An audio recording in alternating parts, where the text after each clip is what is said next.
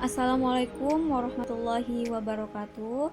Perkenalkan, nama saya Syarifatul Hasanah. Saya dari Fakultas Tarbiyah dan Keguruan, Prodi Tadris IPS semester 1. Di sini saya akan menjelaskan tentang konsep landasan pendidikan IPS. Yang pertama ialah pengertian IPS. Pendidikan IPS adalah seleksi dari disiplin ilmu-ilmu sosial dan humaniora serta kegiatan dasar manusia yang diorganisasikan dan disajikan secara ilmiah dan psikologis untuk tujuan pendidikan. Menurut S. Nasution dalam Hanifah DKK 2010 halaman 121 menyatakan bahwa pendidikan IPS merupakan bagian dari kurikulum sekolah yang berhubungan dengan manusia di dalam masyarakat yang terdiri atas beberapa subjek yaitu sejarah, ekonomi, geografi, sosiologi, antropologi, pemerintahan, dan psikologi sosial. Yang kedua adalah konsep dasar IPS. Pada bahasan tentang berbagai teknik pengembangan kurikulum kita telah mempelajari tentang dasar atau titik tolak pengembangan kurikulum. Salah satu dasar atau titik tolak ini adalah konsep. Melalui petunjuk konsep-konsep dasar IPS yang menjelaskan tentang manusia dan masyarakat sebagai inti IPS, kita akan memiliki acuan referensi dalam pelaksanaan kurikulum IPS dalam proses belajar mengajar. Dengan mengacu kepada konsep-konsep dasar IPS, atau dengan kata lain, dengan menggunakan kedekatan konsep ini, maka beberapa manfaat akan kita peroleh, yaitu yang pertama, dalam mengajar berbagai topik atau subpokok bahasan yang tertulis dalam GBPP, guru dapat mengarahkan berbagai kegiatan belajar yang direncanakan agar tertuju kepada pemahaman konsep-konsep dasar IPS. Yang kedua adalah, dalam belajar, anak dapat mengaitkan berbagai fakta, gagasan, dan peristiwa lepas topik-topik yang dipelajari sehingga mereka akan lebih mudah menarik kesimpulan atau membuat generalisasi atau mengenal gagasan-gagasan kunci atau konsep IPS. Yang ketiga adalah, dengan memahami konsep-konsep dasar IPS, anak akan memahami pengalaman dan informasi baru yang diterima secara lebih baik. Dan yang ketiga adalah landasan pendidikan IPS. Pendidikan IPS sebagai mata pelajaran dan pendidikan disiplin ilmu seyogyanya memiliki landasan dalam pengembangan. Landasan ini diharapkan akan dapat memberikan pikiran-pemikiran mendasar tentang pengembangan struktur, metodologi, dan manfaatnya pendidikan IPS sebagai pendidikan disiplin ilmu. Menurut Sapria 2009 halaman 16, landasan pendidikan IPS sebagai pendidikan disiplin ilmu adalah sebagai berikut. 1. Landasan filosofis. Memberikan gagasan pemikiran mendasar yang digunakan untuk menentukan apa objek kajian atau domain apa saja yang menjadi kajian pokok dan dimensi pengembangan pengetahuan IPS sebagai pendidikan disiplin ilmu. Yang kedua adalah landasan ideologis.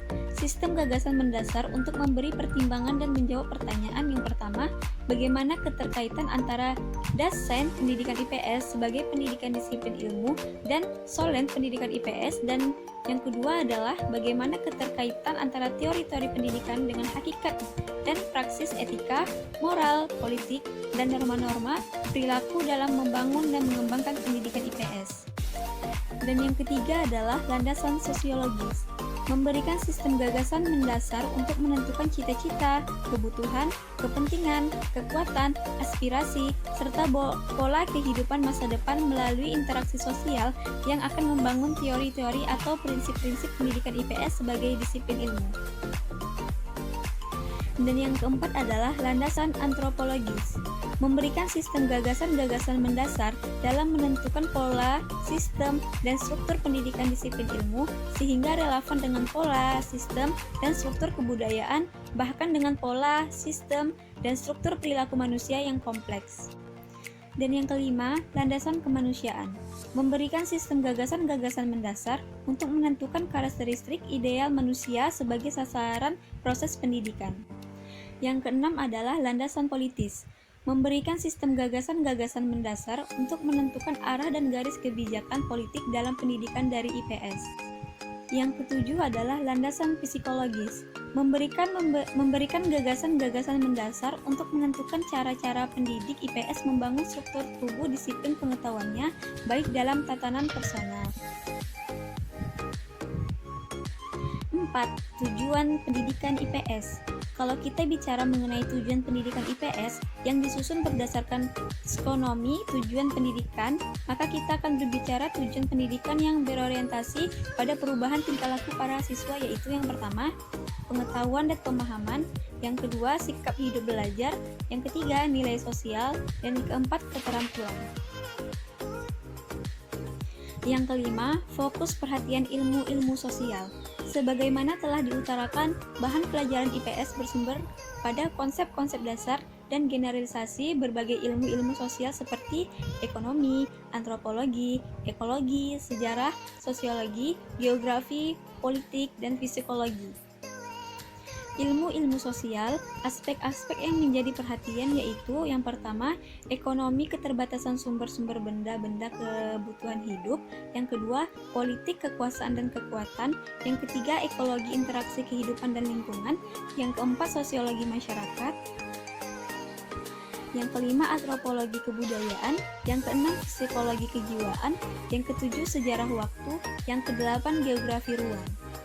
Perbedaan titik berat perhatian tersebut membawa konsekuensi bahwa setiap cabang ilmu sosial mengembangkan konsep dasar key concepts serta generalisasi masing-masing yang sesuai dengan fokus perhatiannya. Dan yang keenam, konsep dasar ilmu-ilmu sosial. Bahan pelajaran IPS bersumber dari masyarakat dan alam sekeliling kita. Bahan tersebut disusun dalam topik yang berisikan konsep-konsep dan generalisasi dari berbagai cabang seperti berikut di bawah ini. Yang pertama adalah ekonomi.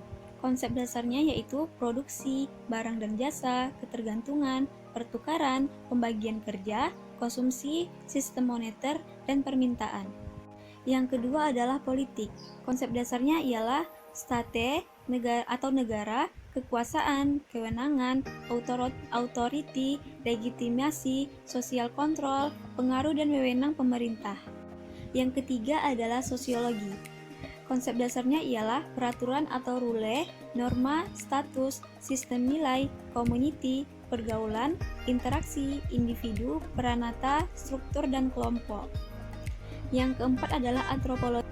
Konsep-konsep dasarnya ialah kebudayaan, unsur kebudayaan, akulturasi, asimilasi, tradisi, kultur area, kelompok etnik, kultur universalisme, etnosentrisme, dan lain-lainnya. Berikutnya adalah psikologi sosial. Konsep dasarnya ialah motivation, perfect and feeling, attention, kepribadian, frustration, attitude, aptitude, dan lain-lainnya. Selanjutnya adalah sejarah. Konsep dasarnya adalah perubahan, konflik atau perselisihan, revolusi, nasionalisme, peradaban, kontinuitas, perang, freedom, tokoh sejarah, dan lain-lainnya. Dan yang terakhir adalah geografi. Konsep dasarnya ialah lokasi atau tempat, wilayah, distribusi atau penyebaran, bentangan alam, interaksi antar ruang, lingkungan hidup, sumber alam, pola permukiman, dan lain sebagainya. Sekian presentasi saya atau penjelasan saya pada tugas PPT konsep landasan pendidikan IPS. Terima kasih. Wassalamualaikum warahmatullahi wabarakatuh.